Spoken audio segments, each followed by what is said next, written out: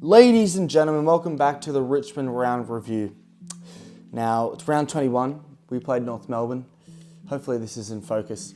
And we lost by 13 points. But let's talk about the game, let's analyse the team, and come to a conclusion. Now, first of all, we were much better.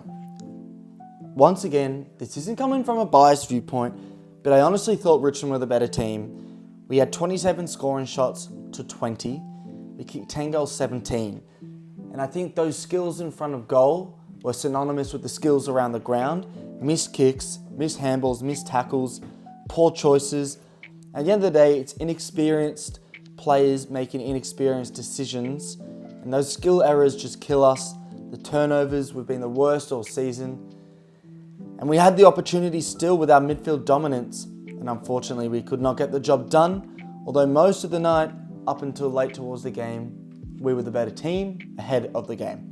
And then it was Nick Larkey alongside his multitude of goals, 5, which I didn't think that would happen. He was the one who sunk the nail into our coffins. Now, let's talk about, well, first of all, let's talk about any big notable points. The first is obviously we are now basically confirmed to finish dead last. Now, we do have winnable games, and I actually have us beating St Kilda and Gold Coast. Call me delusional, but I think St Kilda could go either way. I just think they've given up. You could see against Brisbane, St Kilda gave up. But for the Gold Coast game, I genuinely think that now that Gold Coast can't make finals, I think we're just going to want revenge on Dimmer. It might end really badly, and I might be eating my words in a few weeks, but I think there's still a chance we don't finish dead last, but that's on the precedent that North Melbourne don't win another game. But let's isolate this game first and talk a little bit about the talking points. I mean, for a North Melbourne fan, you've got Mark of the Year now, thanks to, who took the mark? I forgot who took the mark. Dersma took the mark, sorry. Let's talk about our good players. I thought the midfielders, Prestia was good. I thought Nake battled well. Taranto, Hopper, Baker, those midfielders I thought were good. I thought our defenders stood up pretty well, only conceding 20 scoring shots. Once again, it was the forward line, and with an injury to Steely Green and an injury to someone else is out injured all season, I forgot who it is. More injuries to our forward line players just means we can't do much. Kazitsky kicked 2 goals, which was good. You know, our multiple goal kickers included, Kazitsky and the likes of, why the fuck is this coming up? Sorry, I'm just getting the stats out. Here we go. Liam Baker and Kazitsky got 2 goals. We all know Nick Larkey, Suvlarkey kicked the 5 goals. We didn't have many answers for him. And I thought we tried our best, but he was just too dominant at the end of the day. If we talk about other contributors on the disposal side of things, leading possession getter 29 to Dion Prestia. We got outmarked all game. The slow, controlled manner of North Melbourne and their game style was to take uncontested marks and uncontested possessions, which is what they specialise in. And we just couldn't overcome it. Even though we had, Prestia was leading clearance getter alongside Luke Davis-Uniacke with 8, Taranto with 5 clearances. Thought Rioli did well.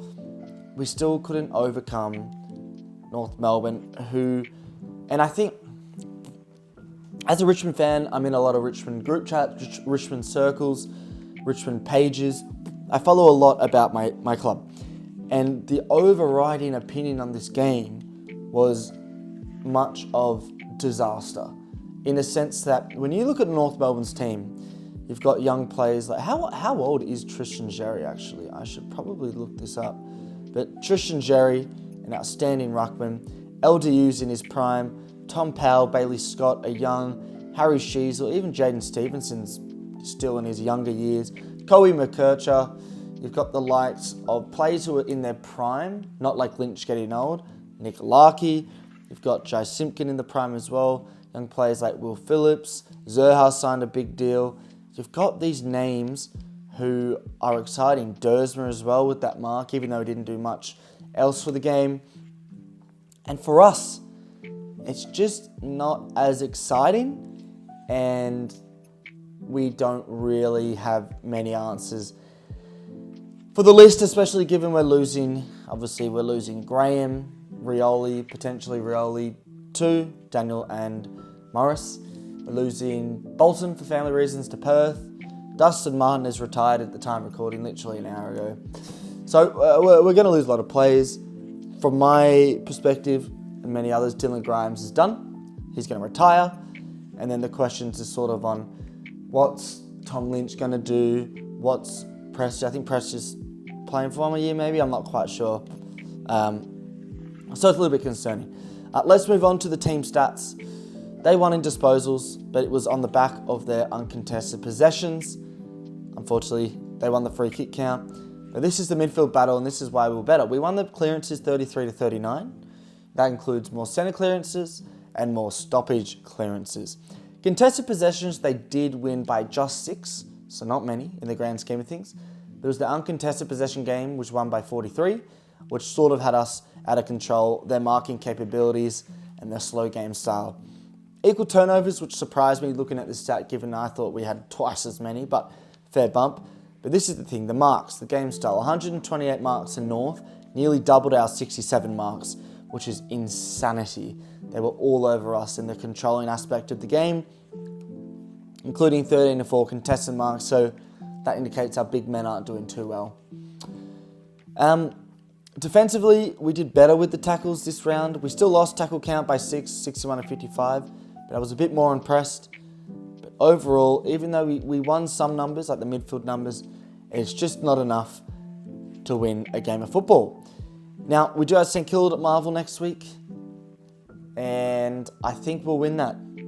It's a blind prediction, but you know what? If you've watched Richmond the last month, we've actually looked good. We have. And I feel like something's brewing. It's brewing, and I honestly expect to win at least one of the last 3 games, or 3 or 4. We have won the last 3, potentially 2, but we'll wait and see. I'm going to wrap it up there. Thanks for watching. See you in another one.